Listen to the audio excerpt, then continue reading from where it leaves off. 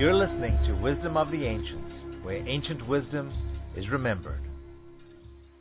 Hello and welcome, my friends. Welcome everyone in the Wisdom Tribe. Thank you so much for being here today, bringing your amazing energy. This is going to be an incredible call.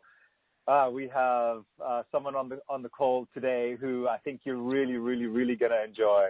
I'm your host, Ian Shelley. Thank you so much, everyone, for joining us, being here, bringing your amazing vibrations to the call, being in the collective, and just infusing the wisdom orb for awakening, for enlightenment. It's going to be such an amazing time we're going to have today. Thanks for being here in the beauty of the collective consciousness. The Wisdom of the Ancient series, it's about ancient wisdom. It's about what was once known, practices, knowledge, and wisdom, not only from our own planet, but from other worlds, galaxies, realms, and dimensions too. So we welcome that ancient wisdom in today. And the theme for this series is expressions of truth and expansion. So may we all be open to receive any messages the divine has for us. May we be open to have the truth come through. May we be open to the expansion that is really our birthright, so we can all do our part to help raise the consciousness for all beings in all realms. So we call on the ancient ones. We call on the divine beings of love, light, power, and service to support us today and to open our hearts. So let me introduce our next guest to you. So before I bring him on, I'll just share a little bit about our next guest. CHRISTOF Melchizedek's mission and life work is dedicated to the spiritual sovereignty and evolution of our planet and species. He believes we are living in exciting times of change and transformation, and anyone dedicated to expanding their consciousness can achieve remarkable things in a relatively short space of time when given the right direction combined with the right community support. That's so important. CHRISTOF serves as a light architect, helping to build the morphogenetic fields and new Earth grid templates for our planet's evolving consciousness and ascension pathways to the higher dimensions. He acts as a bridge for higher dimensional intelligences through the Guardian Alliance and helps to implement specific missions and plans to support Earth on this pathway. He's a loving husband and dedicated father of two. CHRISTOF is passionate about family and formulating of conscious community as being the face and the agent of change for our planet.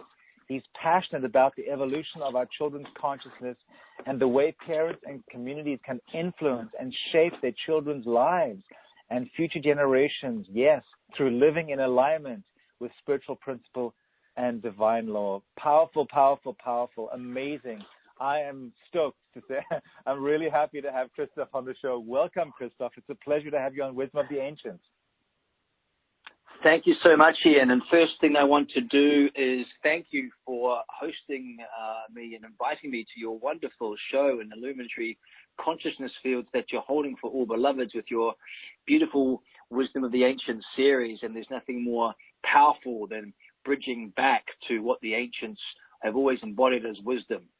So thank you so much for all your beautiful work on the planet. And I'm very happy to be here in full service to your show, to you, to all your listeners, to illuminate some perhaps perspectives from the higher dimensions, the higher realms, bridge this into practicality, what's happening on the global planet and the 3D goings on our planet, and to bridge this even down deeper into your personal practice, your daily life, what you can do to be part of this evolving change that we're seeing sweeping the consciousness of our planet, our species, and what we can do to reclaim our sovereignty as Homo sapiens, as divine beings, and move and bridge into the systems, the infrastructure, the communities, and the consciousness that we all know is waiting for us as we navigate out of the density into these higher realms and higher living and higher alignments. So thank you so much. Oh, of course, my friend, of course. And thank you. And likewise, like you, I too am of service to this community. The community calls forth the speakers. I'm merely the instrument, right? So I'm just being used to connect you with this community. They called you forth. So you're here for them today. So everyone who's listening right now, you have called CHRISTOF here today because your higher self is wanting you to hear what Christoph has to say today. It's so, so important. And I just love what you mentioned there regarding the practicality. And those people on the call who know me always know that I always, bring a level of practicality, because at the end of the day, it's how do we implement? How do we take action to really bring forth that change that you're speaking about? So I'm so excited to hear you speak today, and I know everyone else is going to be really, really excited to hear, especially when you talk about bringing in the light and then distilling it to a practical level as well. So beautiful. Yeah, so everyone today, Christoph's going to be talking about a 2019 Planetary Ascension update and review, and you'll hear how and why our planet's operating system has become corrupted along with our DNA, and invariably, I'm sure we're going to hear what we can do about that, and also the various software viruses that have been installed into humanity's architecture that has created the global problems that we see today. And then we're going to open up the phone lines. I hope I don't take you by surprise, Christoph, by saying that, but we love to take questions on the calls here. It's part of what we do. So hopefully that's fine for you. I didn't ask you beforehand, but I kind of got a yes that that's going to be okay. Of course, yes, of course. All right. So everyone, before we begin, Ian, I just want to pre-frame something that today's call is not really an interview. It's a stream of consciousness, and it's going to be as important to listen to the energy and to feel the energy behind my words as much as your intellect is going to try to grasp and make sense of what I'm about to share. So listen not through the lens of your mind, but through the filter of your heart, and allow your heart to receive the energy and the words that are preceding them to come into your consciousness and absorb it. Not everything will make sense in the first round, but the seeds will be planted to particulate into your consciousness, to come up into the challenge of your belief system that you may have. And my objective today is to expand your consciousness, to challenge your belief systems, and to explore the way that you perceive the world around you and the world around everyone, all beloveds here. So rather than try to analyze in the moment and check against your own belief, just come along with the flow, because we're going to go on a journey today. We're going to go on a storytelling journey. And this is a story that's your story. It's my story. And it's our story together. So let's come along for the ride and just be in neutrality, and not too much the questioning for now, but just allow everything to transpire into your consciousness and receive. Beautiful. Well, thank you for sharing that. So, let's go ahead and do this, shall we? Christoph, you've probably tuned in to the audience already, as have I. But however, if you have a specific direction or channeling that you'd like to share, as opposed to me kind of kicking this off, as you said, with questions, why don't we go ahead and, if you feel comfortable, just following your guidance and sharing with the community what you feel we need to hear right now. Beautiful. Well, your community, by the feel of it, is rather evolved. So we're not going to go in the beginning steps. We're going to go and expand. And many of you will be aware of, universal law, divine law, natural law. One of them is the law of correspondence, as above, so below. So to solve many of our human earthly challenges, it makes sense to work on the higher dimensions first, because that is held as templates for what happens here in the physical. So why don't we navigate up to the higher realms and get a full picture of what is transpiring above, so we can understand what's happening below. Because I think Ian mentioned in his pre-frame, many of us are all aware that things aren't quite right on our planet.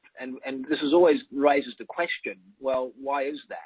And so what I hope to do today is to provide an explanation that covers all dimensions of consciousness, all timelines, all realities, and bridges it into the 3D, so that we may make sense of everything that's transpiring and know we're exactly where we need to be on our universal journey with the divine plan, and to breathe and to relax and know that all is well and all is transpiring exactly as it should, given what has been happening in the multiverse.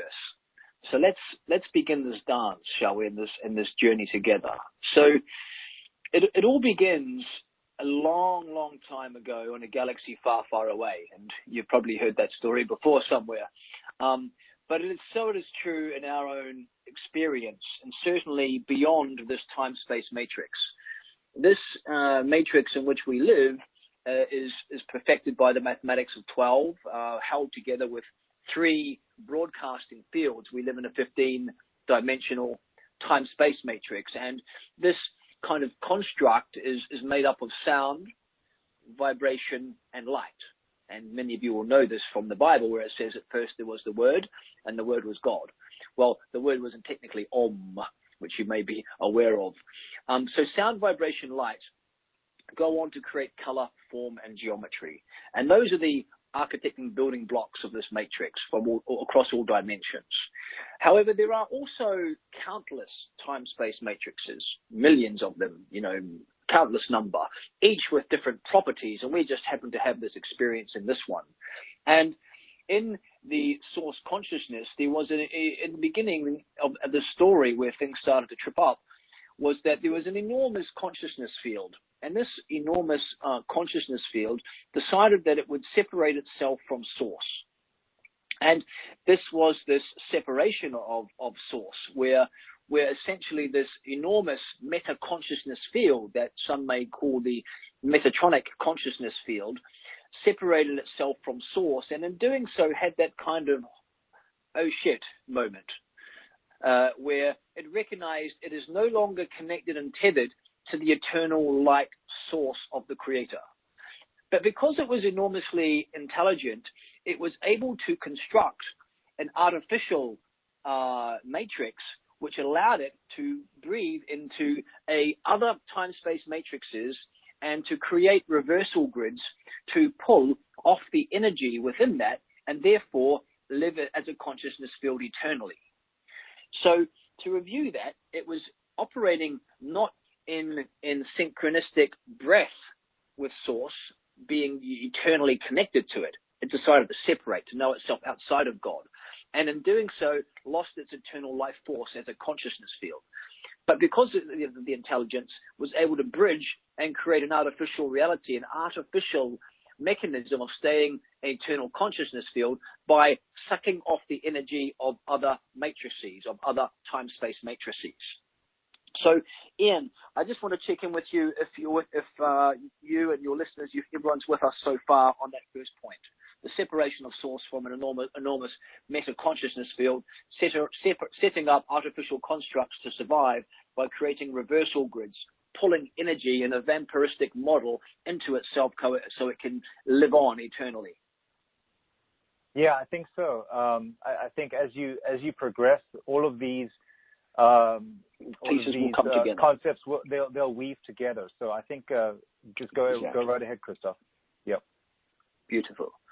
So let's now come into our time-space matrix, and essentially, the construct of it and how these reversal systems made its way down the dimensions through archonic intelligence fields, which created an artificial web, an artificial network of reversals. And this was a basic geometry which held in place not only in the higher realms, but also within the third dimension realms. And many of you will know this geometry because it is a very beautiful geometry, but also the geometry is not connected to the eternal life force. And this is the flower of life geometry, which is indeed a beautiful geometry to look at. However, this particular geometry is connected through a Fibonacci spiral, which is a sequence which can be understood in terms of its respective relationship to creation point. The Fibonacci spiral has a mathematical sequence which emerges it directly from the 0 point, but perpetually expands out and doesn't come back to the center point each time. It's a model of a Metatronic reversal in the consciousness field, which ultimately attaches like a parasite to a living host, collecting waste products, accumulating toxic miasmic fields, and reversing those currents out to sustain the originator of that particular distorted mathematical sequence of the Fibonacci spiral, which creates these reversal grids.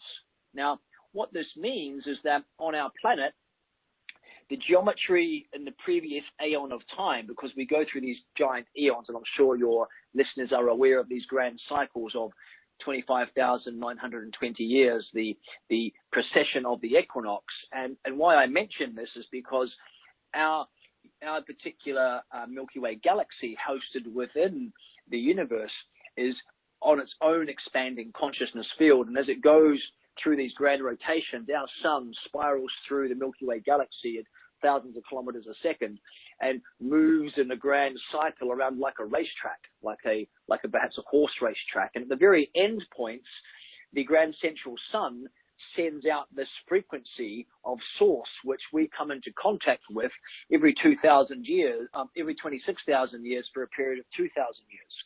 And right now, since 2012, we have emerged into this portal and period of time where we're receiving the higher vibratory wavelengths of plasma frequency. And this plasma frequency, when you move up into higher vibrations, holds greater pieces, greater information sets, greater streams of consciousness. And our sun and our planet have come into another grand rotation of this cycle as of 2012 and have entered into this portal of potential where plasma frequencies are bursting through, coming through the galactic grids, coming through the sun grids, coming through into our earth grids, and arcing and making its way into the earth. Now, why I mention this is because this has created an acceleration and a shifting of this old geometry of the flower of life. And the flower of life, which is driven by the Fibonacci spiral, works in a particular sequence, which means it will add together, it will consume the numbers of it previously in order to get the next number. So it operates like a parasite. It operates by eating the previous mathematical numbers to get the next one. And what this is a consumptive model. And this is how the flower of life's emerged. And all emergence from this template has come as a consumptive model, i.e., all the energy contained within this time-space matrix is already contained here within it, and there is no relationship or breathing mechanism with source. And this particular geometry has been the anchor point for the previous aeon of time. Every aeon of time is underpinned by a geometry which creates the form-holding blueprint. Remember, this matrix has sound, vibration, light, which goes on to create color, form, and geometry. And geometry is the building blocks and the templates for the physical reality.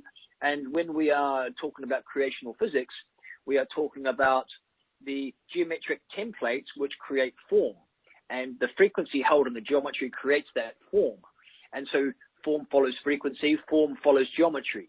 And now what I'm sharing with you is an incredible thing that has happened in 2017, where we have evolved and moved from the flower of life sequence and the Fibonacci spiral deriving that, which is a model of Metatronic reversal in consciousness, which has been accumulating this frequency and sending it off planet to the Metatronic consciousness field, the archons which have been feeding this energy, keeping it all alive. What we have now was an incredible occurrence where a new geometric template has been anchored into our planetary architecture. And this is part of this beautiful ascension story, which I will share with you. And many of you will know, of course, the Fibonacci spiral in mathematics. And what you'll immediately recognize is the mathematics of this old mathematics is anchored in such a way as 1, and then 1 becomes 2. And then you'd go back to 1, 1, 2, 1 and 2 becomes 3. Then you go back and get 2 and 3 becomes 5. And then you go back and get 3 and 5 becomes 8. And you'll go back and get 8 and 5 becomes 13, and so on and so forth. So there's not a return to 0 point on that. There's no relationship with center. There's no relationship with source. And if you look at the Fibonacci spiral, you'll recognize it gets an increasing further distance from center. Now, we can contrast this with what happened in 2017. Now, before I tell this story, I think it's important we talk about what happens in a planetary ascension. And a planetary ascension is a remarkable event.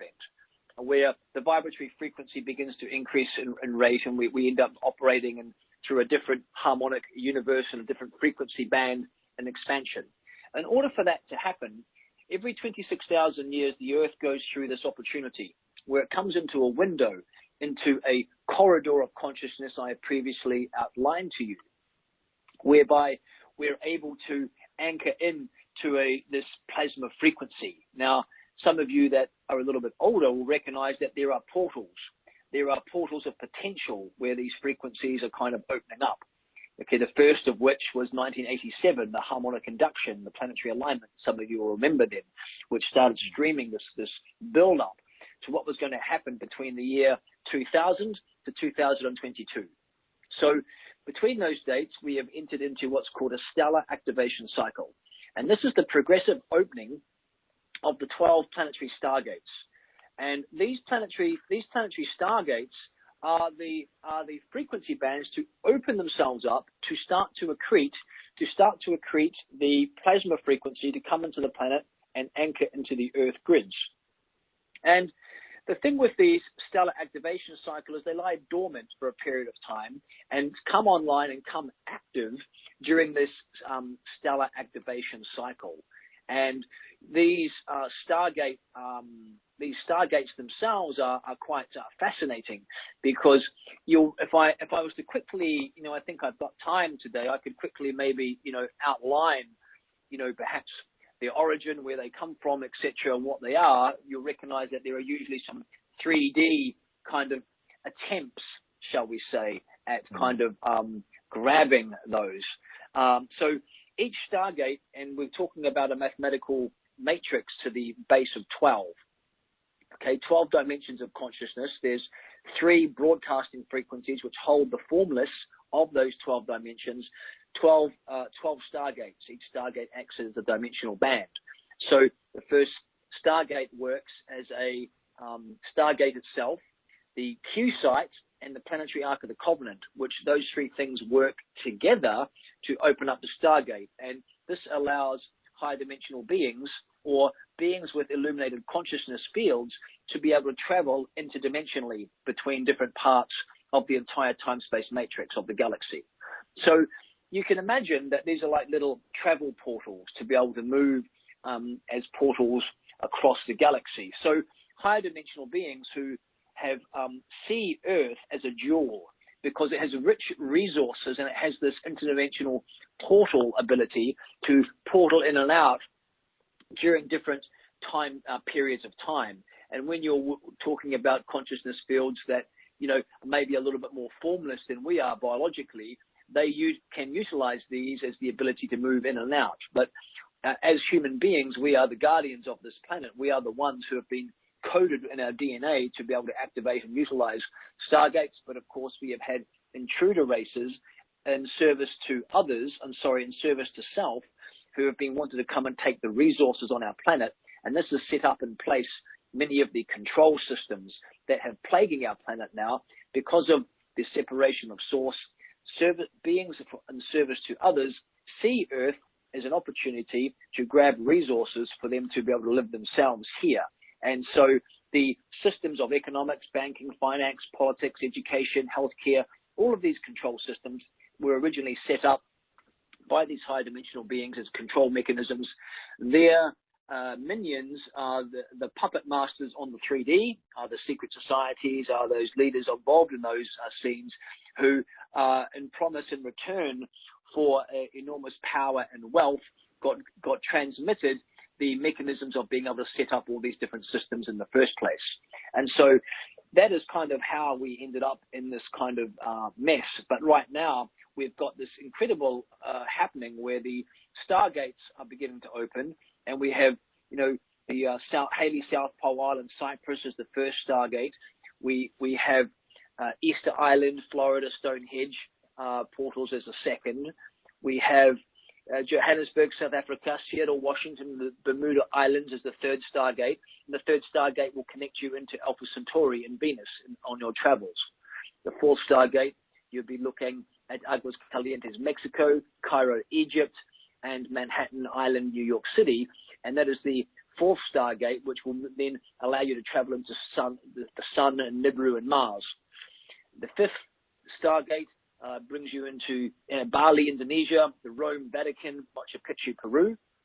And this is a fifth dimensional stargate taking you to Pleiades, or known as Earth as Tara or Tiamat, and the planet that used to be called Meldek, but is now the asteroid belt on our planet. And these kind of stargates keep going into the sixth. We've got Uluru, we've got near Moscow and Thar Desert, India. That takes you to Sirius and Jupiter. The seventh is Lake Titicaca, Phoenix and Paxos, Greece, which takes you to Omega Centauri and Saturn and Arcturus. And we have the eighth stargate, which is southwest of Bermuda, called Nohas Atlantis. We have Xi'an, China, and we have Talmakin, Tibet, or Loptor, Tibet. And this takes you into the Mintaka Orion galaxy, Gaia Polaris, and the Orion Uranus. And we have number 9, which is the Antarctica South Pole, which many of you are probably aware there's enormous alien civilizations down there, which is why they don't let you go down there.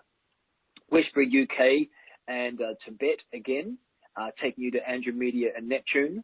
And we have the 10th stargate, Vega, Lyra, Pluto, which you can access through this interesting triad of the Middle East of Baghdad, Abadan, and Basra, Iraq.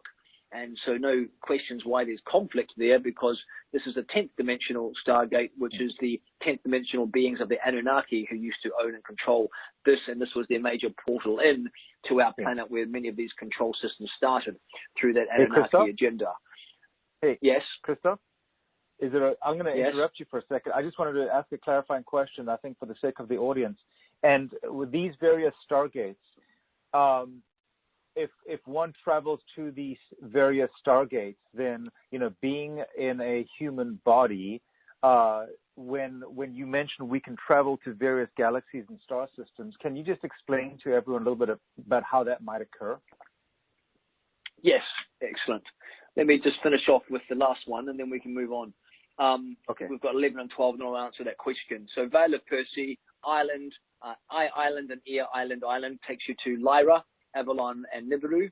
And finally, we have the 12th stargate, Montsegur, France, Cornwall, and Kauai, Hawaii, and that takes you to Lyra and the Sun. And the reason why I mention them is that many of these physical locations on the planet, you'll recognize that there's either control systems or conflict on them. And this is because these beings who are in service to self have come into access points of resources, knowing that these are energetically powerful and important portals on our planet, and have been setting up these kind of control systems. And Ian, I'll come and answer your question in just a moment.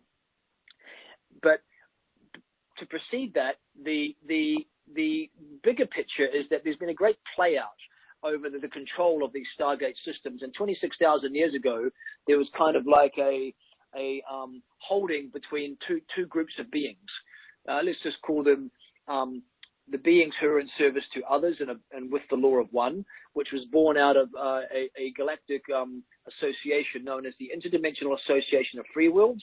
And this is just a massive universal organization that is, used to, I guess, navigate goings on in the universe, because as you can imagine, there's millions of races of beings. And then out of that formed the Guardian Alliance. And this was a special task force to increase security in our time-space matrix. And it was done in response to the Anunnaki and the Elohim fallen angelic leons, which created the Anunnaki race around 568 million years ago. And this was designed to destroy the newly created Oraphim, the angelic human line. That's our lineage, the Oraphim angelic beings. We are a specialized blueprint designed to host at least six-dimensional consciousness in biological form and beyond. We have a 12-strand diamond sun DNA anatomy, which allows us to embody all 12 dimensions of consciousness. And this Anunnaki race was brought in through the Elohim fallen angelic lines to take us out, basically, because we held that property on the stargates. Now,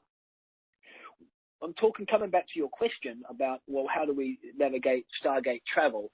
On the first tribes that were seeded onto our planet, these first tribes were coded in their DNA to be the guardian of that particular Stargate system. So these different tribes basically had coded in their DNA these the ability to connect and open and do that Stargate. And a Stargate happens through DNA control, the basically sound, light, and vibration. So you would have to have the right vibratory frequency through sound, light, and a code in your DNA. And each tribe was incarnated, the consciousness stream came into close to that that next, I guess, evolution of consciousness that happened for humanity. These initial tribes that happened on the planet, and they became the guardian of those Stargates. And so we emerged as a species with this beautiful, special aura of angelic coding, this connection that kept us to the Creator, which is why we've been desperately attempted to keep our consciousness capped, because we are angelic beings that have the ability and connection still to the Creator. We're one of the few beings in the whole galaxy. We're the only beings in the entire galaxy that have access to all 12 dimensions of consciousness. And our original template is designed to ascend while still holding biological form. That is our potential. However, since that seeding, our DNA has deteriorated a lot. We have gone through a lot of physical deterioration and energetic deterioration of our original biological perfection of our DNA template. And therefore, because of various intruder races, such as the Anunnaki groupings, they came in and about 5,000 years ago had an insertion point which created a deterioration in our DNA. They put various seals into our DNA, including the J seals, which severely shortened our lifespan. And what they did was quite ingenious. If you want to control a population, you have to cap their consciousness. You have to shorten their lifespan. So what they did was it'd be like Ian, you and I going into a kindergarten and having a rule of these beings since the age of 3 and having control of them all the way through their life, because you set up the belief systems. So what they did is they inserted these J seals into our energetic anatomy, which severely limited our lifespan down to 70, 80 years, because they wanted to keep us as a slave race. Then they anchored into their planetary architecture these seals and put in a netting which they put over the astral plane.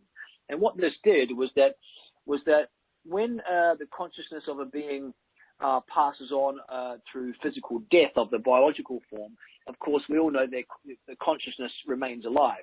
But their consciousness, because it's been sealed in the DNA with these various implants, gets stuck in the astral plane netting. So the only way to go is we get stuck in the astral plane, and the only way to go now to continue consciousness is back down to the 3D. And so we end up being caught between the fourth, the astral plane, and the 3D.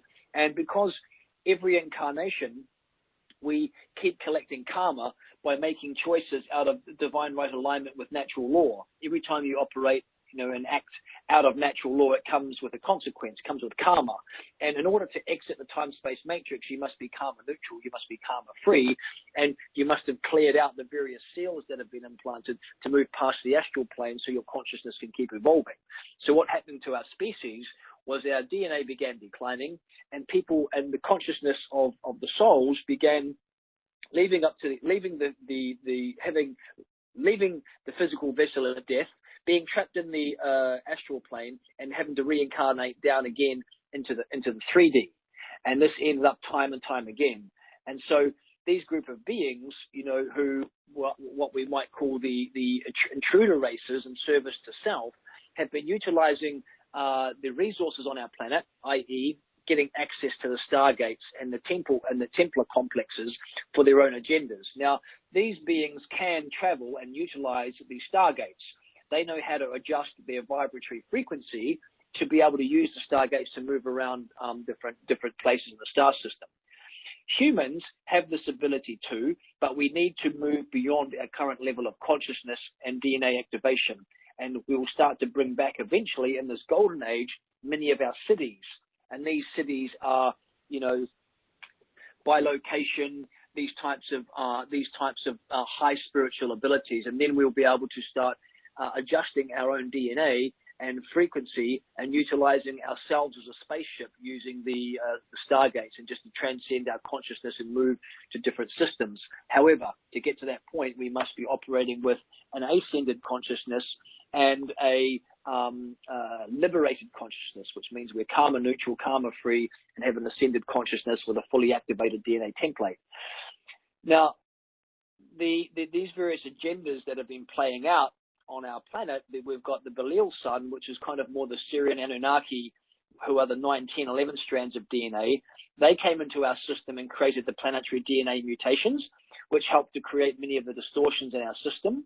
And the other agenda on the negative side is what's known as the Black Sun agenda, the Alpha Dracanians, the Dracos, the Zeta Greys, Regillians, and they helped set up the false light matrix.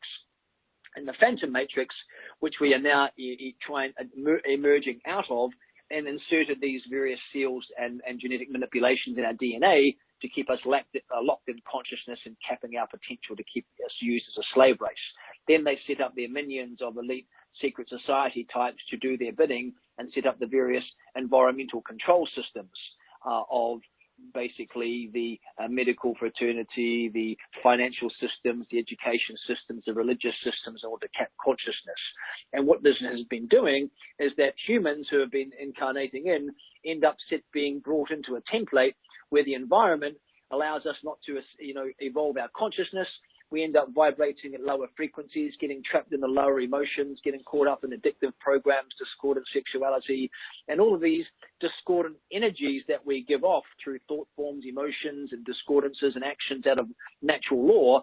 These frequencies get siphoned and pulled off the planet through the various portals that they set up, including Stonehenge, which is a major portal for the sexual slavery program and the whole pedophilia program playing out on our planet, and gets pulled through energetically to feed the masters of the Black Sun agenda, Belial Sun agenda, who set this up, who are in service to the great meta-consciousness field that has been separated from source. And so when we start to explore this conflict happening on Earth and the challenges, we start exploring these big galactic conflicts where we've had our genetic memories wiped out and we've had this drop down into the physical templates. And the big picture of all of this started in territories over the constellation of Lyra. And this is where human life and human form was originally created. And we lived in the cradle of Lyra for over 40 million years, evolving gradually over time in a very natural environment with beautiful land. And what happened in Lyra was this visitation from the Alpha Draconians, who were the first races to have interstellar space travel. And they've had this capacity for 4 billion years, which kind of gives you some indication just how far behind in technology we are. We're only just now starting to put monies aside for interstellar travel. Well, the Draconians visited humans on a planet called Bela in the cradle of Lyra. They saw how much natural resources this had. They wanted to control it. And they made contact with the angelic humans at that point. And there was this misunderstanding, and the humans wanted to know more about the Draconians before any agreement was made, and the Draconians mistook this for refusal, and they completely destroyed these planets of Lyra, Bela, Tika, and Merc, which were the 3 planets in the Lyra system.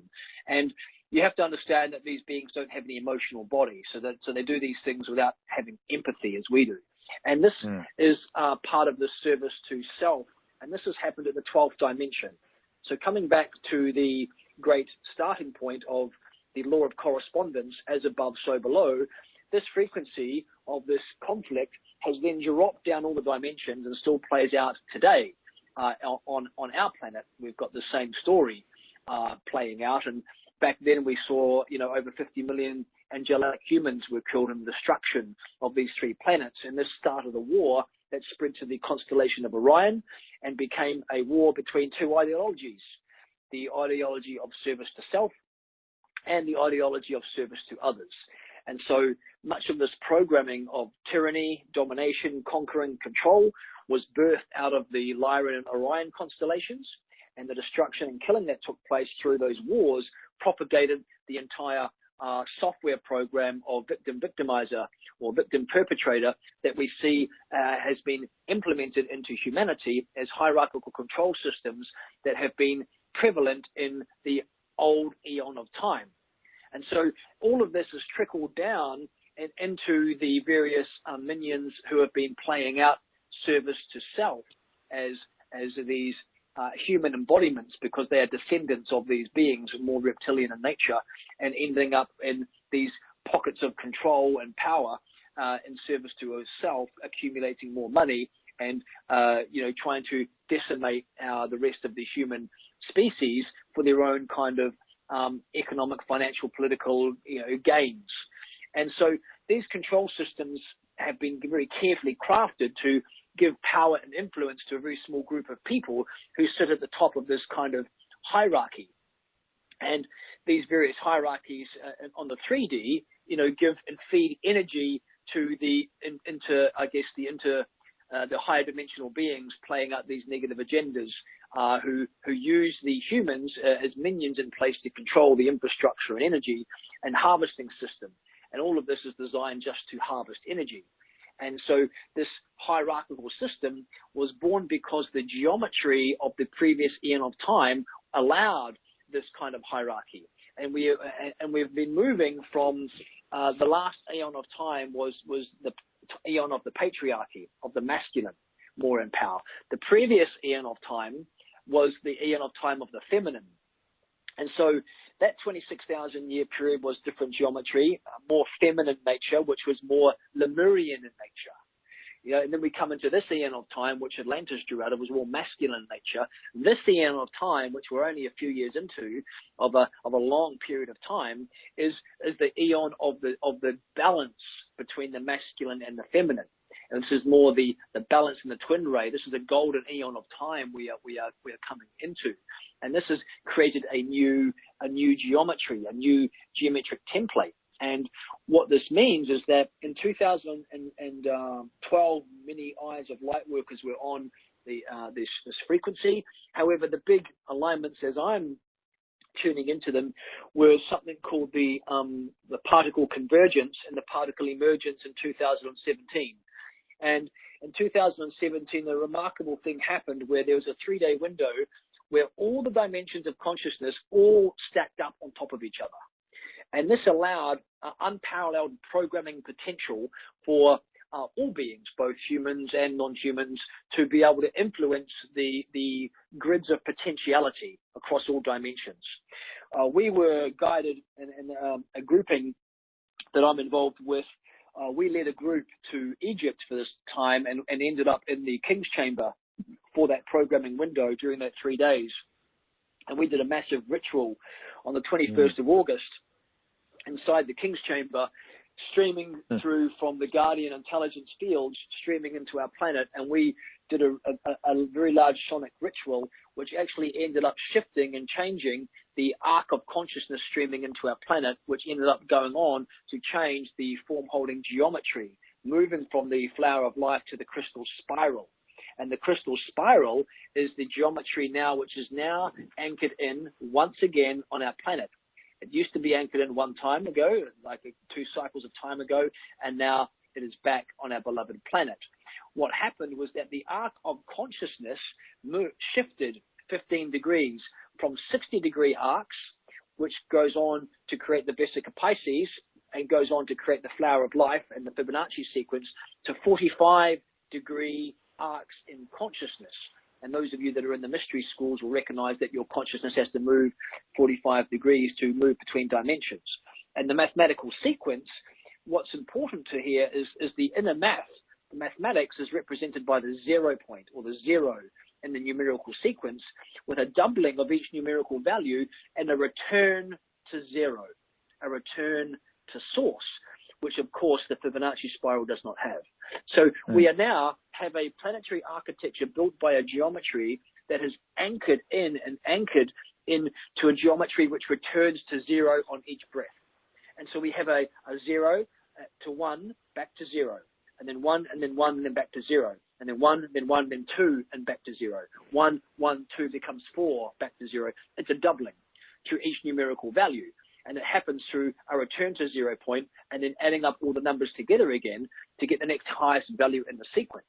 And the 0 is this representation of the 0 point of God or source of that consciousness. And so what we have now is this crystal spiral architecture is holding the broadcast frequency of this new age of time where we are all returning to be in breath with source, the eternal life force, which we have not been in sync with. And so we have this opportunity to keep expanding our consciousness to our true original divine template as immortal beings, allowing us to ascend in consciousness while still holding our biology. And so it's an incredibly exciting time because this new geometry is anchored in. And then many of you will be aware what happened around that time, the 21st of August. Well, it was the eclipse energy as well in the US. And then you'll recognize and remember a few days later, there were the crazy hurricanes that came and the tsunamis and the earthquakes that came, in about the 3 or 4 weeks afterwards. And it's a quite simple explanation that when you're shifting the arc of consciousness by 15 degrees in a planet, it's going to come with repercussions. It was the planet recalibrating itself to the new geometry, which is the form-holding frequency. And so what we have seen is an end of the bi-wave influence. The bi-wave is the two intersecting circles creating a vesica Pisces, which was a harness utilized to create reversals. Source code is a tri-wave. Source is dimensions 15, 14, and 13. So if you can imagine source as 3 pieces of rope, each holding a vibratory frequency of these 15th, 14th, 13th dimension intertwines together, making like a beautiful braid or plait. That is source code. And previously our Earth has been anchored with a bi-wave. And a bi-wave is being the father and the son. It's been the masculine presence. And this is why our planet has been created like it is today, because it's been mainly a masculine presence, a masculine hierarchy, control, domination. You can see all these ridiculous erections around the planet with these high rises. It's not the feminine the feminine has been lost in this previous eon of time, and we have seen a return of the mother arc frequency anchor itself back into our planet now through the portal of Uluru, Mount Kailash, and Cheops, Egypt. And that frequency is allowing the return of the goddess and the god to merge together, the masculine and the feminine, because when these merge together, it creates the divine child. And so this tri-wave frequency, and I've myself and a number of other beloved beings who are in service to the unfolding of the divine plan and planetary light workers, working with a tri-wave, we are now anchoring this into our planet around the place to bring back source code intelligence into our planet's geometry, because as we're aware, all form comes from frequency. So when we build the frequency of geometry, we can go around to our planet and start to create, I guess, like energetic architects into the planet, these various new tri-waves. And the next mission that we went on after the August 21, 2017, then December 21, 2017, when we took another group back to Egypt for the particle emergence, we built new timelines with the guardians for our planet to go through an ascending network. And I'm pleased to report that because of what transpired both then and a few years earlier, I need to go into this actually, then it'll all make sense. So in 2013, in January, something happened to our planet which feeds in to what happened in the particle convergence and emergence, which has guaranteed our planet's ascension, because before we were stuck in a phantom matrix, and we were kind of in a loop which was held together by temporal markers and timelines and vectors and trigger events that was spiraling us downwards. If you know, a trigger event like 9/11 was a trigger event that was placed by reptilian influences, keeping our consciousness descending. And so what happened was a trigger event that no one saw coming in 2013, where the founding frequencies who created this planet put in place a fail-safe mechanism for our planet's ascension. Basically, if things got bad and the planet was at risk for not ascending, a Nomi particle would get activated, which would almost send like an antivirus kind of frequency out into the planet to stop the devolutionary cycle of us being pulled into a phantom matrix and turn it back up into an ascending planet. And the mechanism of that was a planetary crystal cathedral network that contained 5 significant ethereal crystal cathedrals, which spontaneously switched on in 2013. And these were held in the locations of Oslo, Sarasota, Florida, Bali, Sacred Valley, Peru, and Giza. And these enormous mountain-sized crystal cathedral networks held in the grids, each of them had 5 kind of caves and cathedrals, which then began to release plasma frequency also. These are now bursting up plasma, and we've been to many of these sites to do rituals to bring them onto their full activation. And these now have, if you consider the stargates, which are now under all guardian control. So the previous time cycle, about half were under the agenda to self-control of the negative alien agenda. Now the stargates are under all planetary guardian control, meaning that we and the guardians have control of all the stargates. That means all of those stargates are open and are receiving plasma now from the galactic center. We also have now plasma being emitted from inside the Earth grids itself, and all that plasma is coming up. So we've got this enormous amount of plasma just streaming into the planet. And also we had something quite remarkable happen in 2017, where the physical embodiment of dimensions 15, 14, and 13 through diamonds manifested themselves, and these Trinity stones appeared into the reality through holy ash that was collected by sacred beings. And these beings in our grouping were gifted these diamonds, these Trinity stones, to hold the physical embodiment of dimensions 15, 14, and 13, and we buried them into the planetary grids to be able to provide a sustaining frequency for those dimensions physically embodied into the planetary architecture. So we now have the locations of the Crystal Cathedral network open and blasting out plasma. We have all 12 stargates open, receiving plasma, and we have the physically embodied stones and diamonds of dimensions 15, 14, 13, sending that frequency out into the planet. And the particular timeline we are on now is all around divine order. And we're moving into this new consciousness, this twin ray consciousness, and that morphogenic signature, which is starting to come into the planet. And the last piece of which was to last year, 2018, we took a group to Israel to take out the inorganic Metatronic tree of life, which those of you that are into the occult and into the mystery schools will recognize that the tree of life, as taught by the Kabbalah, is a distorted overlay of a 10th dimensional spheroth. It only has 10 spheroths, and then it evolved to 11 spheroths. That's because the Anunnaki fed that information to the Kabbalah networks and released it as the organic nature of the matrix, which of course it is not. We're a 12th dimensional. It's a 12 tree grid is the tree of life, which operates over our consciousness and planet. And so we went there and did a ritual that anchored in the original organic 12 tree grid into the very home of the Kabbalah. And that is now also broadcasting the true 12th dimensional frequency of our planet alongside of the new geometries. We have got now this template, which is kind of holding this form holding frequency that is broadcasting through those gateways the precision to bring us back into our original genetic templates and to clear many of the 3D systems which are controlling our planet will simply have to fall away, because anything that is not in alignment to the geometry which creates it can't exist. It's literally a template which creates the new. So this year and beyond, we're going to start to see the falling away of the 3D systems that are no longer in alignment with Christic consciousness, because all the Christic consciousness pieces are in place. There's a new architecture, crystal spiral, the 12 tree grids being reestablished, the planetary stargates are open, the crystal cathedral networks are blasting out plasma, and the frequency and consciousness coming to the planet is so fast and immense and intense that anything that is not in alignment with divine order and divine law and divine will is going to fall away.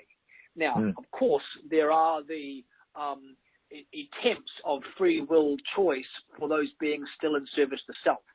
But there are many things in place that some of you may be tracking in the 3D, such as all the indictments, such as the mass arrests which are going to come, and such as the great revealing, such as the great collapse of the financial control systems, are all going to take place sometime in these years ahead, that is going to reset our planet and our species to become sovereign once again, and to be in our own flow outside of the hierarchical control system set in motion by these other beings who have been controlling the secret society groups who have been controlling our planet. All will be revealed. Christoph? All will be revealed. Yes. Beautiful. Wow, amazing information. As you said at the beginning of the call, so for those of you who joined late, this is really an immense stream of consciousness that Christoph is sharing with us today. And what's important, if I could just reinforce this, is that, there is a vibration that is also flowing. So the words are, if anyone feels lost, keep in mind that the vibration is also penetrating your sphere, and all that information is being distilled into your being. Christoph, what I wanted to do now is maybe move the conversation a little bit around, bringing it back to, the individual, bring it back to the community, the people on the call. We spoke about you sharing how people can accelerate and unchain, their own consciousness. So, what does this all mean for the individual right now? And what do we need to do to prepare or to absorb or to kind of be part of this to really assist this whole, global evolution? Beautiful, and you absolutely nailed it, Ian. We're exactly at the right point to shift from big picture to from the macro to the micro, because we've just outlined the big story, the big picture, and now we ask ourselves immediately, well, what can I do to assist this unfolding that is happening? And each of us is coded with a specific task, a specific blueprint or plan. It's in our gold print, it's in our soul print. We've chosen to come. And many of your listeners will be star seeds, that is, beings who have had their consciousness established in other star systems, who volunteered to come to this planet and help the transition. And so many of you will be resonating with this information who are coded as star seeds, because you recognize it as truth. So the key piece to all of this is listening to your inner guidance, to living with an open heart and following your flow of creativity where it takes you into be service to others. And so this means that you are uniquely coded for a particular task within all of this grand unfolding. And when you find your sweet spot, and what I mean by your sweet spot is where your uniqueness and your particular DNA coding and consciousness and bioenergy field, when resonating in alignment with your soul blueprint, are specifically designed to play your unique instrument of life, which then allows you to join the great symphony that is going on in being conducted by the divine. And when you find that sweet spot where your purpose and your passions and your profession all come together, you move effortlessly and gracefully with flow into the great world, into the great night, knowing that you're playing your part in the divine plan, because your part in the divine plan means following your heart. And then, of course, that leads to the great question, well, how do I do that? I have to overcome my conditioning, because sometimes there's a gap between following my heart and what my mind is telling me, because I have to be pragmatic about money, or I have to do this and do that. All of this is just conditioning. So what I would like to do, Ian, is to share with your listeners a process, how you can get into the right vibratory state to start your day. And the piece about this is that you have to be following your internal guidance. And there's a very easy way you can do that, is to bring yourself into the right vibratory frequency where you feel connected to all things, and you're connected to yourself and connected to all of life. And when you are in that state of consciousness and state of vibratory frequency, you are able to follow your guidance, not needing to listen to the influence of others, because you feel strong enough in your own internal compass that you can follow your own flow, don't need the opinion or don't need other people's opinion to validate your own choices, because you know your own internal compass. And so what I want to share with your listeners is a little process that you can do to get into that state of being able to listen to your own internal compass and follow that, the next step which will happen organically for you. And the only thing that you need to do is that you need to have the dedication and discipline to follow and set this up on a daily basis. So I'm going to give you the direction today of how to get into it, how to get into the right vibratory state where the universe will conspire in your favor of whatever you hold as intent, as long as it's in service to others. And all you need to do is implement this strategy on a daily basis. And if you do, the universal laws will conspire to hold the divine will and divine love in place to send to you the necessary synchronicities, energy, people, events, and timelines that will help you unfold what is held in your intent as a conscious divine being supporting the unfolding of the divine plan. So hopefully that sounds good, and maybe we can move out of the mind more into feeling. And this is when we can do a little energy transmission all together. Beautiful. Go right ahead. Okay. So the first thing we need to do is take 3 deep breaths to move our frequency into the state of theta. And theta is the state where we are in the heart. So let's take 3 deep breaths.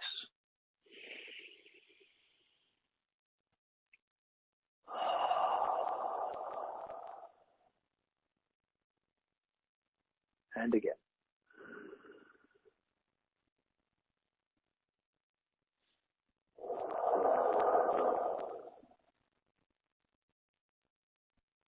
One more time.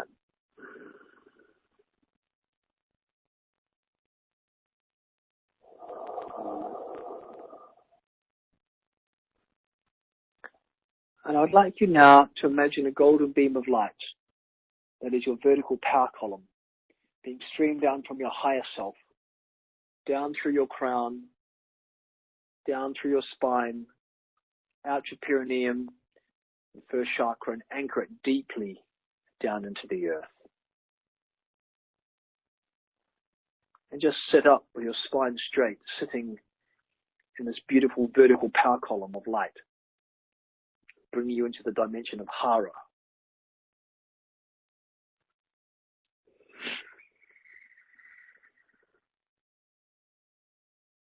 Hara is the dimension of the void, the place of pure potentiality, where nothing exists and everything exists. And I want you to just send light, like roots of trees, down from your feet, which are touching the ground in your seat, down into the earth as well. So you're grounding your energy, being connected both to the cosmic energy of your higher self, of your God self, and the earth energy of the mother.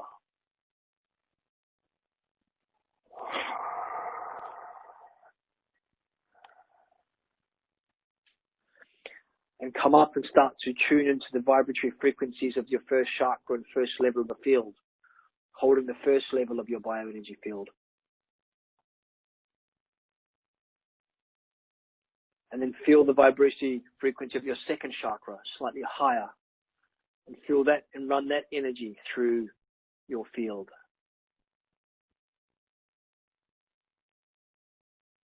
And now the third. Notice the different tingles you're feeling as you connect in with each chakra, which is a gateway to that level of the bioenergy field and also a gateway to that dimension of consciousness. And now tune into the frequency of love, your heart. Filling yourself with love. Knowing that you are love. You always have been love, and you are nothing but love. And flow this love up your field, filling up your bioenergy field with love. Filling your room with love. Your entire house with beautiful rose-colored light. As you have so much love upwelling from inside of you, you can fill up to the overflow.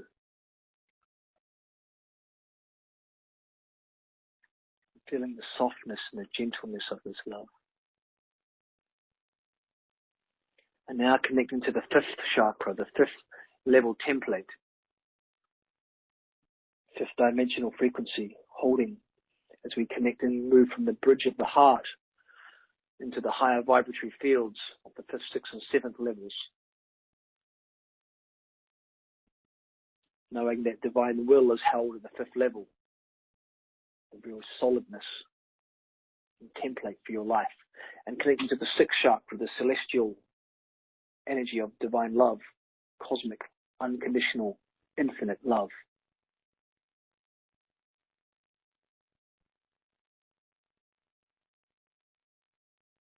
And then the seventh energy center of divine mind, and simultaneously holding all those fields of frequency open. And just humbly ask everything for everyone to the creative source that flows through all things.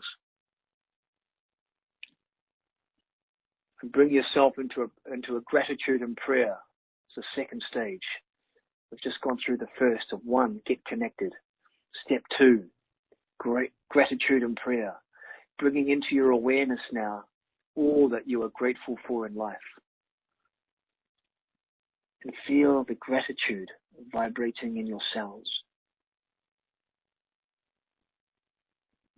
Because the secret to life is not having what you want, but wanting what you have and being grateful for what you have. Gratitude sets up the frequency of allowing into your system. Allowing yourself to receive because you have gratitude. And we're going to set in motion a prayer together. I just would like to invite you to say out loud after me, because saying it with your physical voice brings it into the physical. I am one with all of life, and all of life is one with me. I consciously align my life with the divine plan and allow my body and consciousness to be used as a vessel for the limitless light source to flow through me as an expression of the unfolding of the divine plan on earth.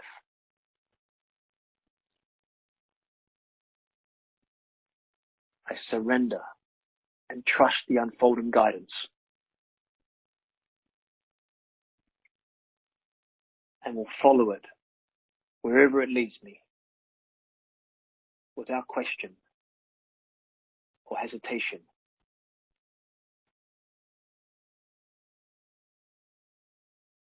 Grant me the serenity to accept the things I cannot change, the courage to change the things I can, and the wisdom to know the difference.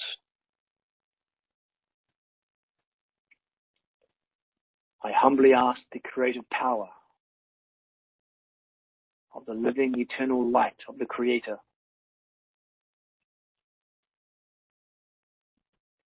to set in motion the divine precision of synchronicity to throw through my day for the greater good, for the unfolding of the divine plan.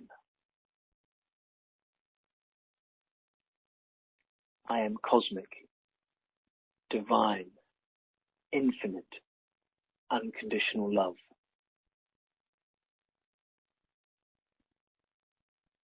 Thank you, thank you, thank you.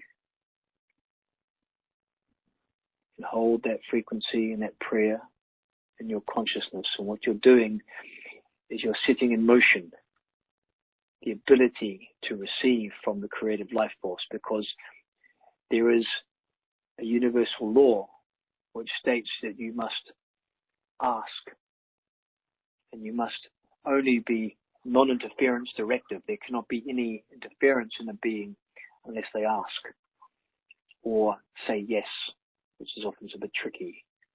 But now we are asking the co-creative force. We're inviting that co-creative force to be in our life, that unified intelligence. And this third step in this process is, let's just bring to your awareness anyone or anything you have a conflict with. Just tune into any resentments you might have, releasing resentment, anger, or frustration. Just recognizing that these are cords binding us to be stuck in place.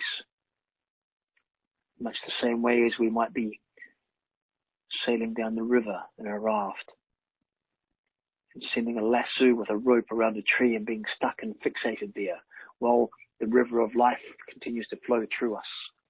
To recognize we must forgive and let go to be in flow.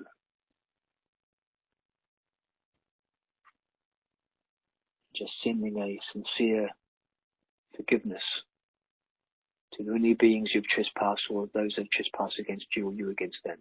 Forgiving yourself where necessary. That is immediately removing any bindings keeping you stuck as we move to the fourth step. Bring yourself to connect with your big picture vision. Visualize the different aspects of your life in full bloom. In particular, the fullest expression of your divine purpose. Allow your imagination to create the visualizations of these most epic outcomes of your life and your mission. And to feel the feelings of these highest alignments.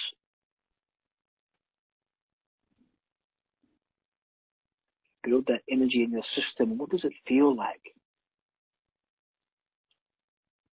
And importantly, ask yourself this question.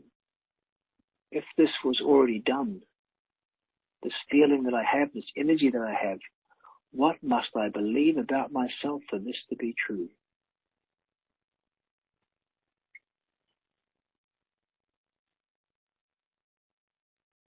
You are source consciousness. You are God embodied in a physical vessel.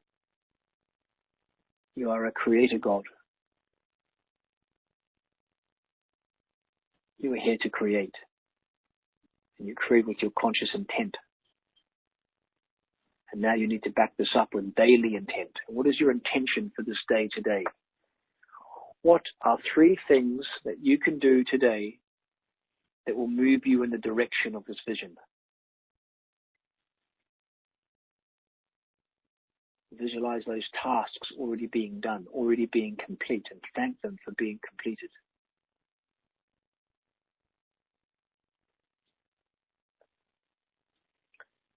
And the 6th step is to bless your path for the day.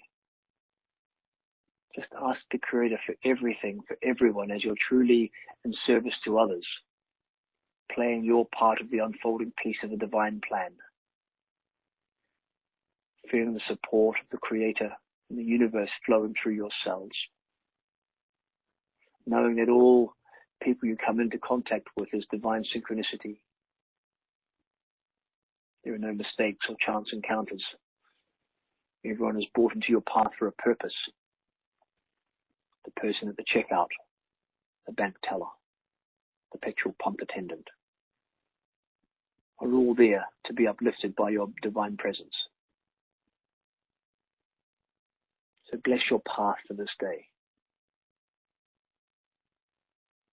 And the 7th step is this intent of conscious giving.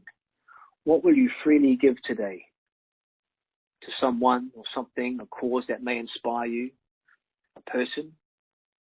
What is so abundant within you that you are overflowing with this through your vessel and you can freely give?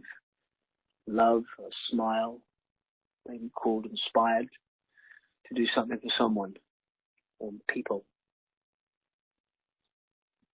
Because it sets in motion this wheel of giving and receiving. In order to receive, first you must give. You cannot receive without first giving, and most people wait to receive before they give. It blocks the flow. You have to give from the space of nothing sometimes. Maybe you don't expect it to come back, which is why you don't give in the first place, but that cuts off the flow to you to receive in the first place. So you must give. You must consciously give, because you are abundant.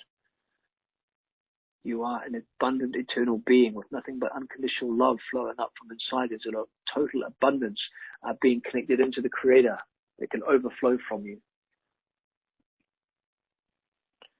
And then from this place, you can do the next 2 steps in your own time. after you've completed these, is to go into some automatic writing. Just write whatever comes to you in a 10-minute period, 15-minute period. Write that down, your journal activity. And then the last step is to take all of this into the joy of movement. Take all of that energy into motion, into something that you love doing. Make it blissful, soulful, energetic. Something to get your heart beating, the muscles working, body sweating. Dance, biking, hiking, surfing, running, gym, whatever it is that brings you joy, get into movement so you can come at your day fully charged and connected.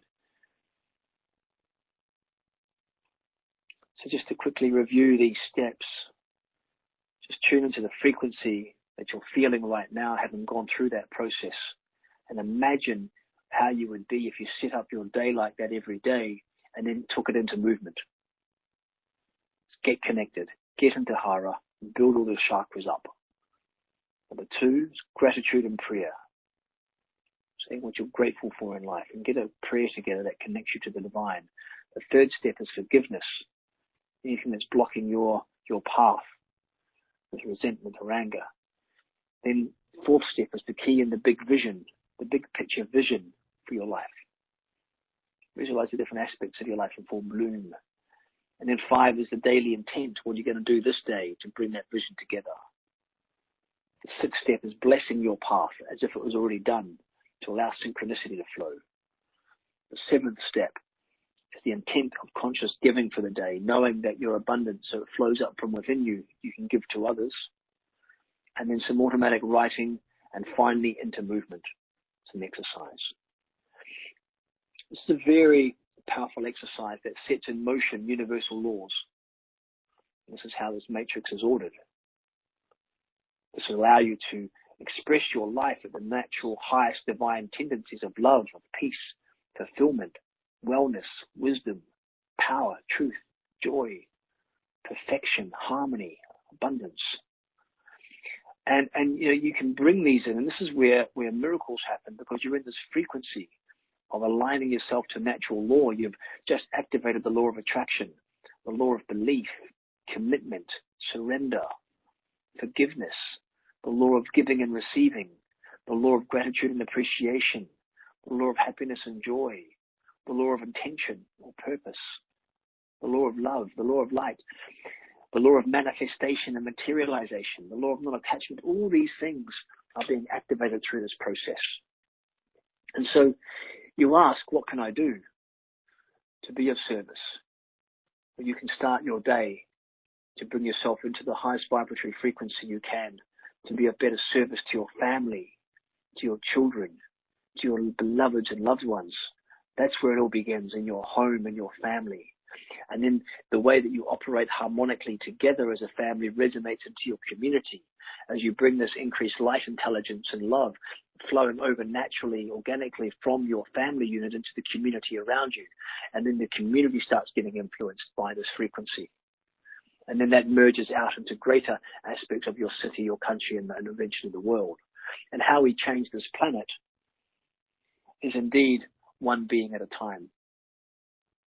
And we all must strive to be the change we wish to see in the world, and knowing that the energetic templates are in place. The divine synchronicities and alignments are there, and all that is required is for us to turn up.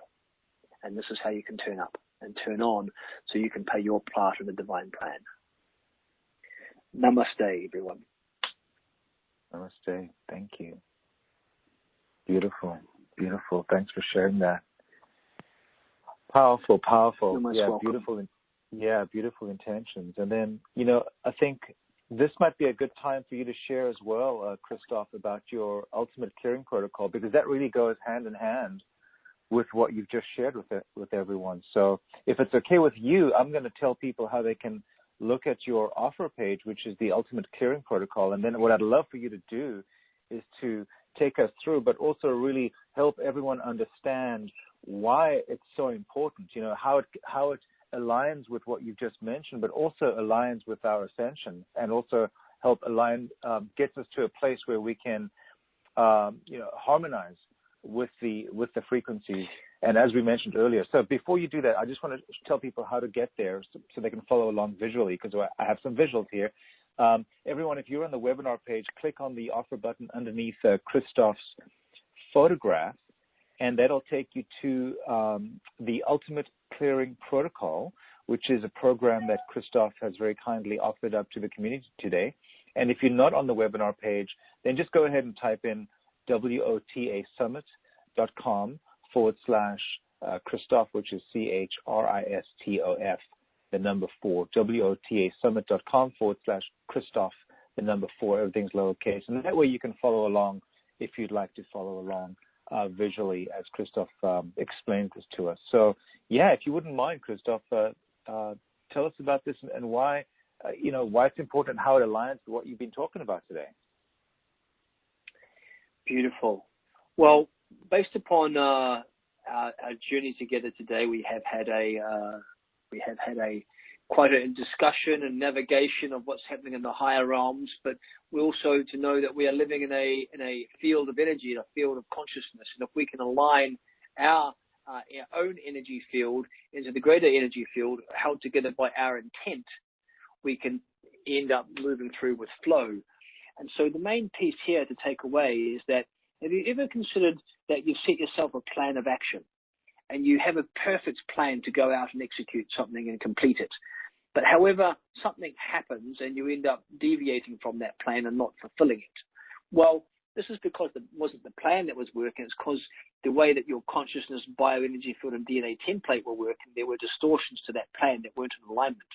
So in order to, get your intentions manifested fully in the world, there has to be a complete alignment between your energy and consciousness and your intentions. And because of our conditioning from our parents, from society, we often have these limiting belief systems, which are kind of, there for us, that hold in place kind of this capping in our consciousness. And so this clearing protocol is designed to clear not only the egoic deficiencies of our lower energy centers, but also to clear up. There's two paths here. Clear the egoic deficiencies of safety and survival, of kind of connection and community and self-esteem and self-empowerment, and then to clean up things operating within our perceptions of love and in our heart, and move up into the more spiritual centers of the soul needs and to get alignment within these soul needs. And so this aspect is that we can now start to move and move more easily into your soul path when you've cleaned up the lower energy centers of these relationships, the need of physical, emotional, energetic safety. You're hard to move in the direction of the unknown if you don't feel safe because of your upbringing, because your parents, it was not an easy household to grow up in. So there's this aspect where we work through the energy centers to clean up the imprints held at each energy center. And then as we move through these different energy centers, we are going to start to move in then what is held in the karmic levels, where we start to clean up karma, first up held in the ancestral templates, your parents and your parents' parents and your grandparents, holding in place maybe actions misaligned with divine law, sets in consequence karmic repercussions for the family constellation, which you can still be walking in their footsteps. So, we are not here to be a victim and blame our parents and blame our grandparents. We're here to take personal responsibility for all of our consciousness, which of course they are a part of. And so we begin cleaning the ancestral karmic patterns, and we begin then cleaning our own quantum past life karma, that we've had these expressions of consciousness in other physical embodiments when we've operated outside of natural law. We're going to clean that up. So we're releasing these karmic knots which keep attracting towards us the same patterns that are playing out. And then we'll start to clean our karmic patterns held at soul level, unnecessary soul contracts, healing, protection, soulmates, any negative unjustified karma, any kind of galactic life traumas and memory distortions that are held in the soul records beyond our human experiences. And then in the last week, we then start to do the seal removings that I spoke about. And I think I spoke about in the sharing of some of these energetic seals that were placed upon our biology. Well, just removing these are going to immediately put you in a massive advantage when it's time for your consciousness to start to navigate outside of your physical vessel, perhaps, and start to move with more vibratory frequency through your DNA. And all of this is a prerequisite before you can even start to activate any more strands of your DNA. For example, the Zeta seal was put in by the Zeta beings into our DNA template in between strands 3 and 4 to make it difficult for humanity to jump up in frequency to live in the heart space. So you remove these various seals and these implants that clutter our original angelic divine DNA, and we can start to operate with more light coming into our DNA template, which then massively amplifies any intent that we have. So this is, based around essentially, many, many years of doing one-on-one sessions and clearings for many beings. And what I noticed was I kept coming back from doing certain clearings. I wanted to create a clearing protocol that more people could reach. Obviously, I don't hardly do any one-to-ones these days because I'm more working in group fields. But, what I noticed was that there were certain patterns that were going on. And so what I wanted to do was just to create the ultimate clearing process that I've come up with after many years of doing this work with individuals. And this is all encapsulated within this pathway and process. And the way that you receive it is an energetic transmission that you'll be watching your screen, and I'll be doing clearings, and there are these energetic codes which, along with my voice and the energy behind the words and the codes and the commands, do the clearing work.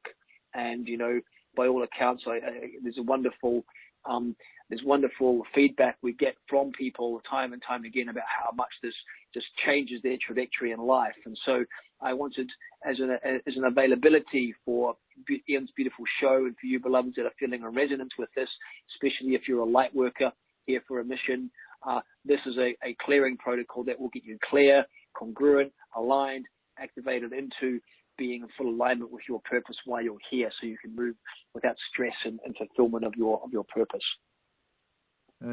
Wonderful, wonderful. So my question, Christoph, I wanted to ask you a while back, and it's a little bit is related here, but how did you come to know pretty much everything that you're sharing with us today?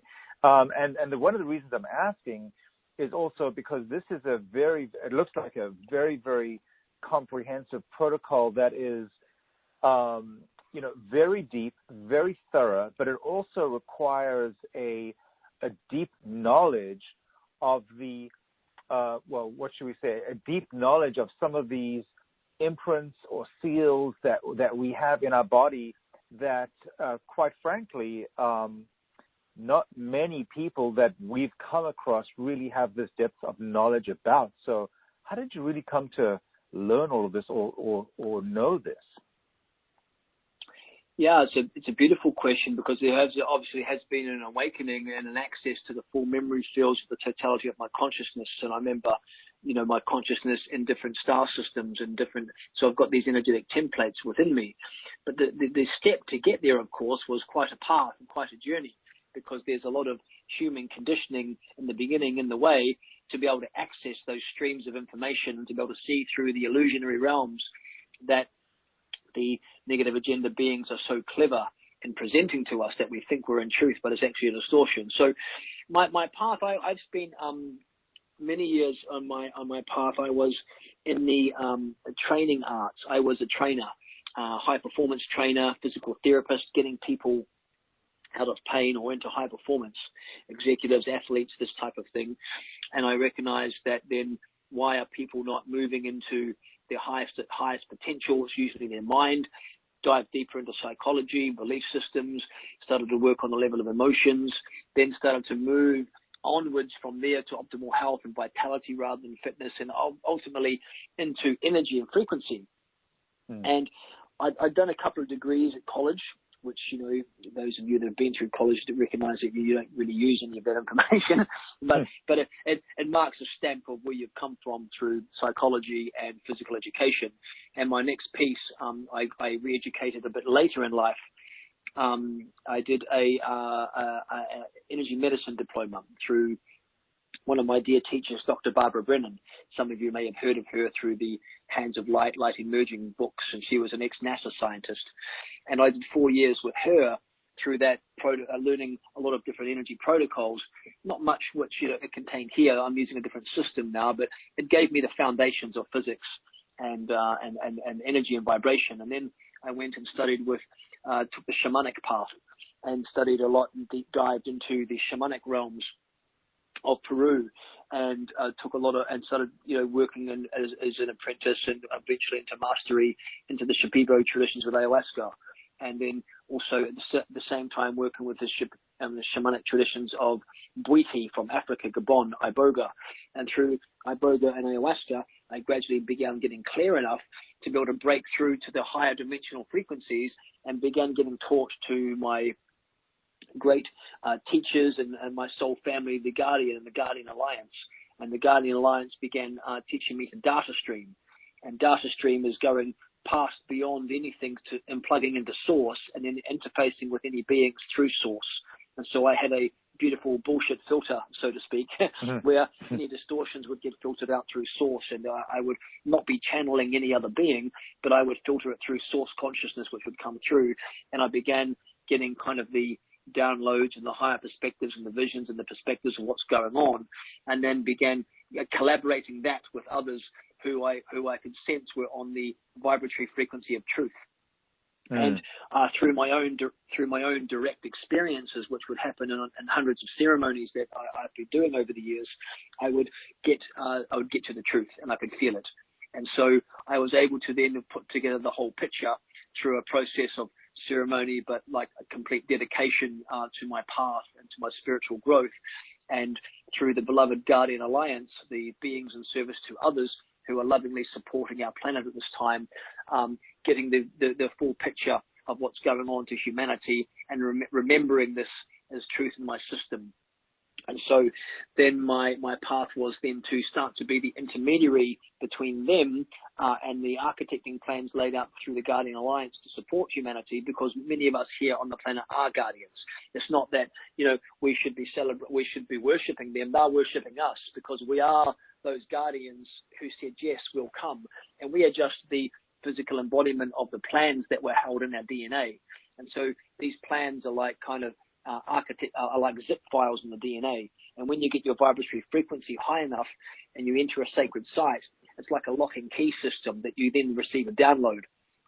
And so I've been taking groups to a lot of sacred sites, a lot of places around the world where we do these rituals, which helps unlock these zip files for people and for myself, that then you start to receive these streams of information. When you get your vibration high enough, you can enter into ritual on the sacred site and receive the download. And so it's all about finding these shortcuts and tools to uncover the truth. And when I speak, what usually the feedback from people is that they feel what I'm speaking of is true. They feel it in their system. They can tell. And all I've done is navigated my consciousness to many different places to pick up all the pieces that have been scattered for humanity across the planet and piece them all together so we can move from puzzle to picture. And suddenly we get the full picture. We can see through the lens and perspective of what's really happening, and then adjust our own energy, consciousness, vibration, intent to align ourselves to what our path is, to be of service to building that clearer picture for us all together. Beautiful. Yeah, thank you for sharing that. That's and kind of, I could, yeah, you're welcome. Yeah, I could absolutely feel the truth coming through. And what you were saying, when you really distill it down to the compassion, the service to others, that truly, truly is our greatest gift. If we can be of service to others, if we can practice kindness, if we can smile, if we can raise vibrations. And so, it was so impactful when you mentioned that, throughout that beautiful process that you shared with us.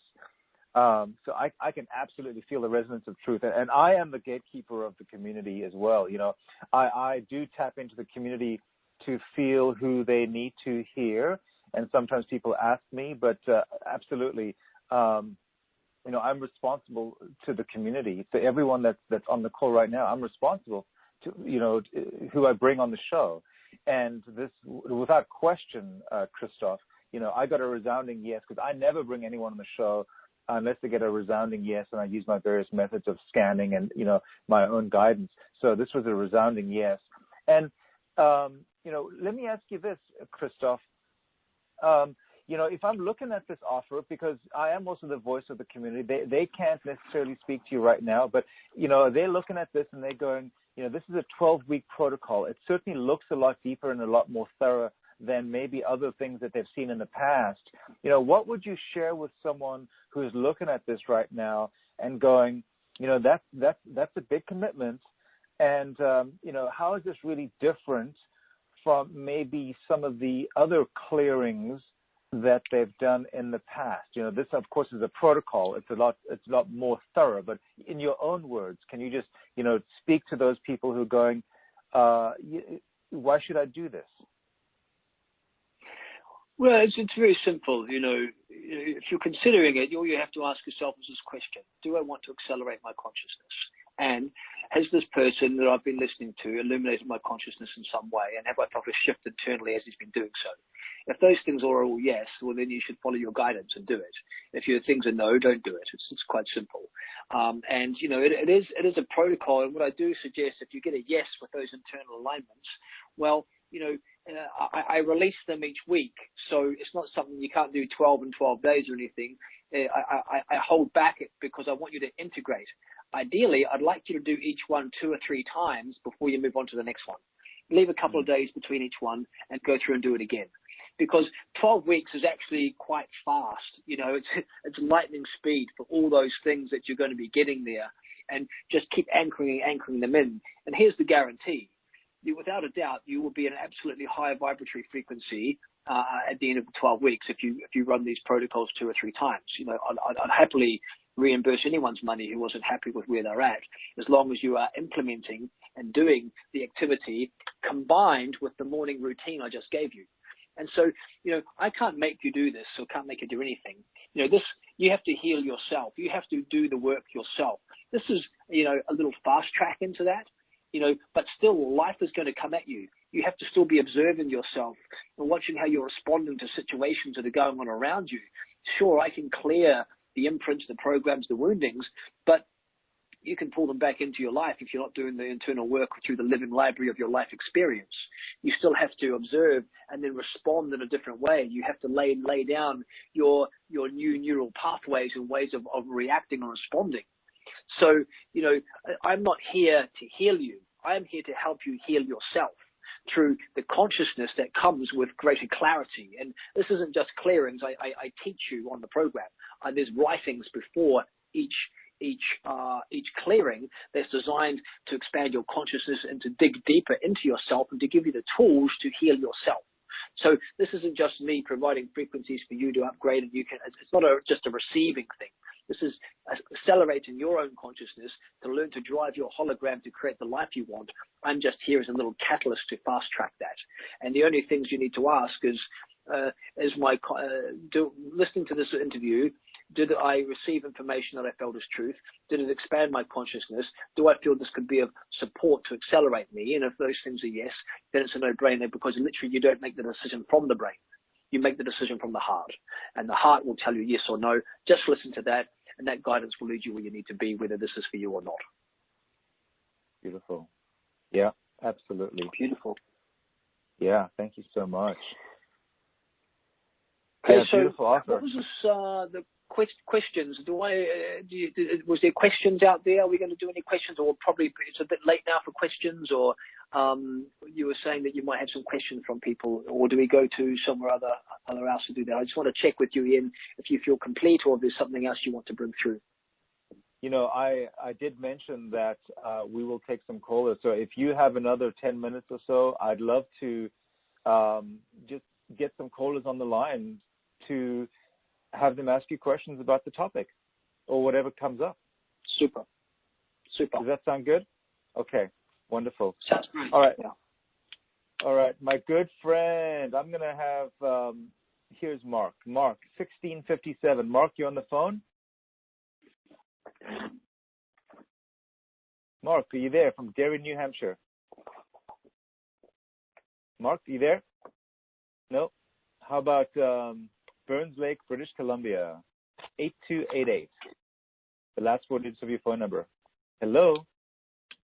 Hello. Hi there, welcome. Hi, Christoph. Hi, how you doing? good. Okay. I've been working on clearing any blocks to living my purpose, and a lot of what you were talking about resonated with me. And I like the steps that you pointed out, and I'll be doing those as well, and have been doing those things instinctively.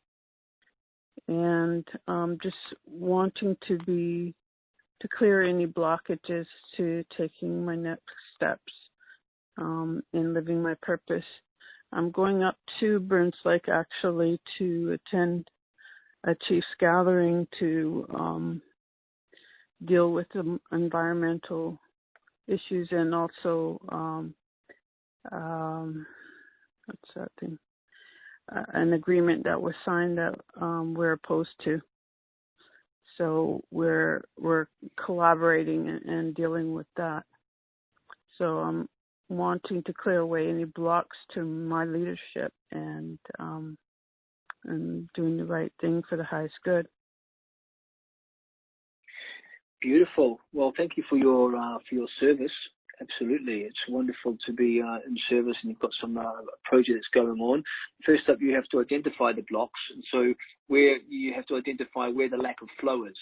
And so how this process works is that you check in with yourself as to where that kind of lack of flow is going, or where you feel irritated, or where you feel triggered, or where you feel kind of angry or frustrated.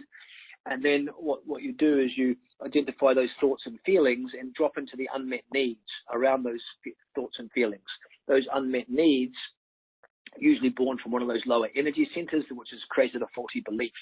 And this belief and this constellation creates the way that you're responding to the situation, which creates the physical manifestation of the block or the lack of flow.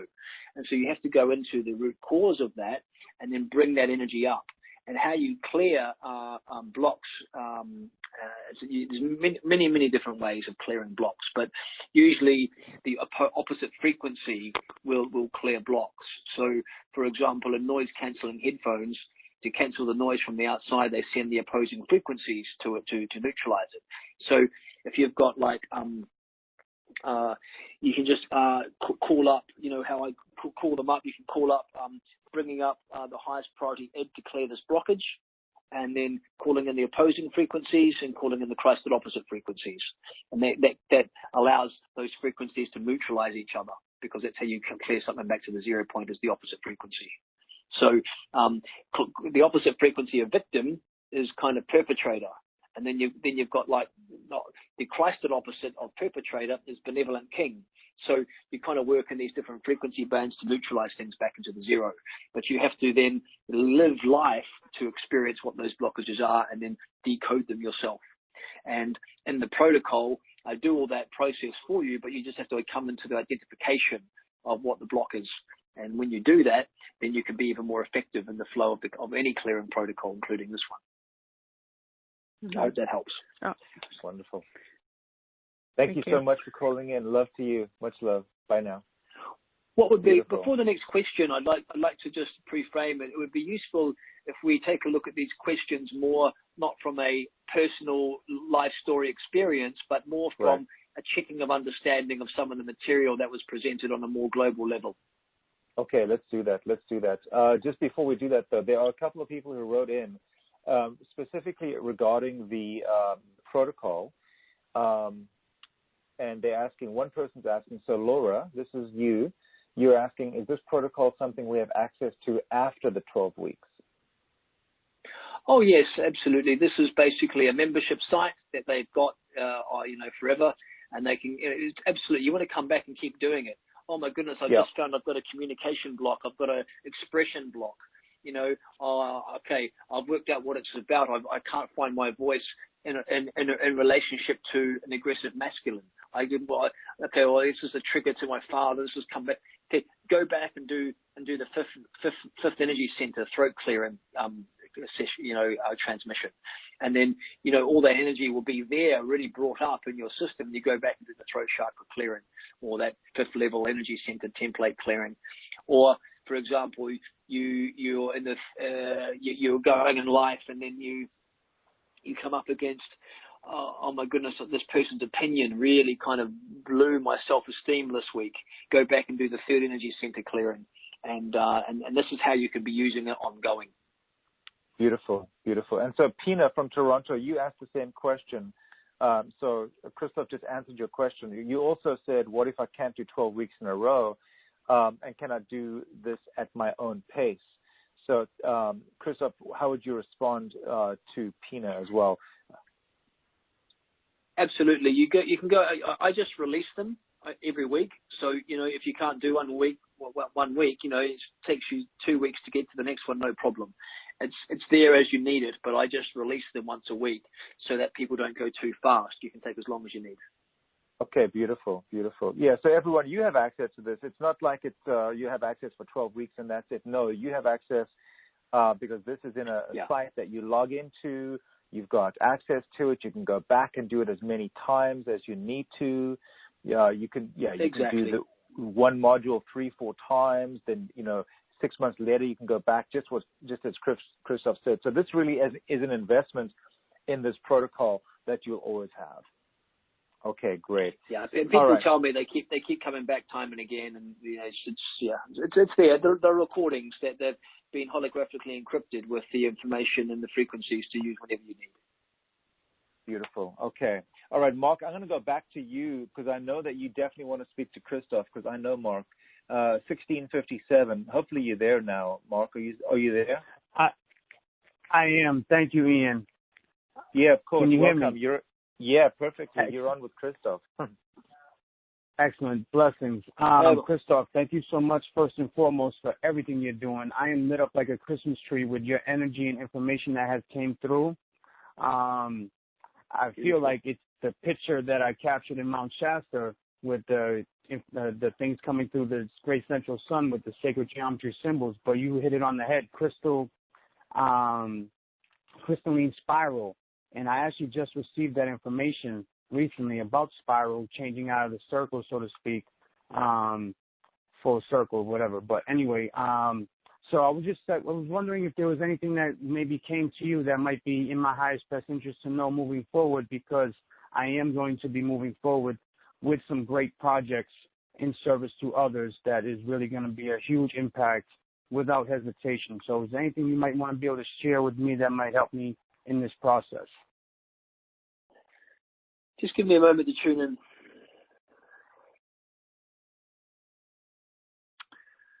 Yeah, so don't take everything on yourself. Okay, so hold the vision and separate vision from execution. So you need to build a team that can, implement your vision and remain yourself free to hold the vision, to build the energy around the vision. So separating leadership from management, so to speak. Management is kind of the, ability to stay true to the vision. The visionaries need to hold the vision. It's a different thing. So you need to find the right people who can implement it for you so you can be free for creativity. And so your next piece is this kind of piece which is not natural for you because you hold the archetype of kind of warrior and hero where you want to come to the rescue and save the day. But now you want to move more into kind of more council member where you're being more tactical about how you're coming into it, not needing to do it yourself, but building the relevant support around you. Your job is to hold the energy of the frequency that is at this highest vibratory set point at its completed level. That's what the visionary does. So then you need others around to support that and to bring it to fruition for you. That was amazing. And that hit in the heart and hit home. That was amazing. I'm lit up again like a Christmas tree. We will be connecting in the future. I look forward to joining in on every aspect and growing together. So thank you so much, Ian, for coming back to me. Blessings, Christoph, and blessings to everybody. Blessings. Thank you. Much love. Blessings to you. All right. Beautiful. Well, Christoph, thank you so much for being here. It's been really an amazing transmission. You've been such an offering to the community. Is there anything that has come to you or you feel that I didn't ask or you feel that needs to be shared with the group as we start to wrap this up? Now, you've been very beautiful and thorough and open, Ian. I want to thank you for the beautiful service that you're doing on the planet, and bringing wonderful beings with different messages to come together and to share what they're experiencing, and long may that continue. I'm sure that much will transpire through your endeavors and intention. And I just want to, as a closing statement for everyone listening, thank you for you've given me your greatest gift. And that is the gift of your time. And I hope I've repaid that faith for that time by giving you a good overview as to having a lot of beautiful hope in our energy field. And while the mainstream media paints certain things, not to get too caught up in distraction of all of that, and recognize that when things start unraveling, not to get caught up in any fear around that, because it's just a transitional point. Remember, we're talking about evolution. Okay, and so sometimes these things take time, but they are going to dissolve. And in a short generation, things are going to be very different on the planet. And to trust the process, trust the path, and know that you can play a massive role in this process by actively working on yourself. It doesn't come by going out there and changing the world out there. It starts by changing the world inside. And working on yourself and raising your vibration, expanding your consciousness, and being unconditional in love to all beloveds and beings. And that you become a shining example. And as you become a shining example, God, the creative life force, will start to send you more responsibility. And it comes first with the smaller steps. And as your consciousness starts to prove itself in the smaller undertakings, bigger undertakings come your way, and bigger undertakings come your way, and more responsibility and more energy is sent to you, more resources sent to you, but you have to take small steps first. And it starts with yourself, starts with your family and the community. And I'm really big at the moment on anchoring this down in community. And so this is why some of the things I'm doing right now are more community focused. On a lot of my some of my deeper trainings this year are to get people trained to be able to hold sacred space and circle in your own community. And why I'm sharing that is because I feel that we all need to be more loving to our neighbors. We need to be more open and responsible to how our community is functioning, and take responsibility ourselves. And this is where I think community building is so important. So I really want to encourage you to find ways to build unconditional love and support to your local community. This is how we change the planet. Thank you very much. Thank you, Ian, and your beautiful show. Yeah, absolutely. Thank you. So again, Christoph, it's been an absolute pleasure having you on the show. Thank you for your message, your insight, your wisdom, your vibration, your energy. We've thoroughly enjoyed our time together. There's still a lot of people on the phone 2 hours into this almost. So just really wonderful to have you. So, from our hearts to yours, thank you so much. We really appreciate having you here today. Thank you so much. All of my love. Yeah. Love. And all you beautiful shining lights out there, it's been an amazing show, and Christoph has shared so many insights with you all, and I just pray that you all just go forth and be the compassionate light that we're all truly meant to be. So thank you for being here, and we'll see you again.